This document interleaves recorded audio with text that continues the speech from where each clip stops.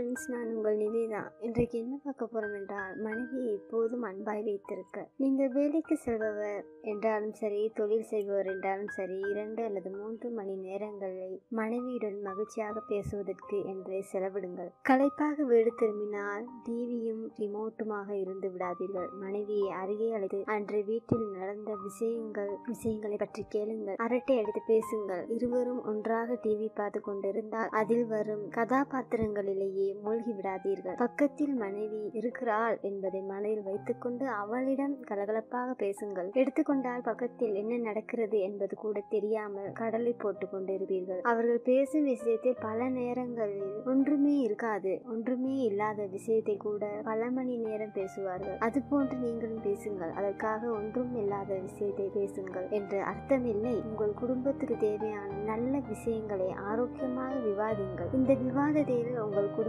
பிரச்சனைகள் பலவற்றுக்கு தீர்வு கிடைக்கலாம். பூக்கள் பிடிக்காத பெண்களே இருக்க முடியாது. அடிக்கடி அந்த பூக்களை உங்கள் அன்பான மனைவிக்கு வாங்கி கொடுத்து அசத்துங்கள். சம்பளம் பெறுவோர் சம்பளம் வாங்கிய நாள் அன்று மல்லிகை பூவுடன் மனைவிக்கு பிடித்த ஸ்வீட்டையும் வாங்கி கொண்டு கொடுத்தால் அவர்களது மனைவி அடையும் ஆனந்தத்துக்கு அளவே இருக்காது. உங்கள் மனைவியை எப்போது காதலியாகவே நினைத்திருக்கிறீர்கள். ஒரு காதலன் காதலியிடம் எப்படி அன்பாக நடந்து கொள்வானோ அதே போன்று நடந்து கொள்ளுங்கள். இல்லை என்றால் முயற்சியாவது செய்யுங்கள். உன்னுடைய ஆசைகள் எல்லாவற்றையும் நான் நிறைவேற்றி விட்டேனா? நிறைவேறாத ஆசைகள் இருந்தால் சொல், அதை நான் நிறைவேற்றுகிறேன் என்று அவ்வப்போது மனைவியிடம் சொல்லி பாருங்கள். நீங்கள் இப்படி கேட்ட மாதிரத்திலேயே உள்ளம் குளிர்ந்து போவார் உங்களவர். மனைவி கஷ்டப்பட்டு சில வேலைகளை செய்யும் போது அதில் நீங்களும் பங்கெடுத்து பாருங்கள். அந்த நேரம் அவள் மனதிற்குள் ஆனந்தம் மலைசாரலாய பொழியும். மொத்தத்தில் நீங்கள் மனைவியிடம் எந்த அளவுக்கு அன்பாக இருக்கிறீர்களோ அந்த அளவுக்கு அவளும் உங்களிடம் அன்பாக இருப்பாள். நீங்கள் அவளிடம் ஒரு காதலனாய் பழகும் போது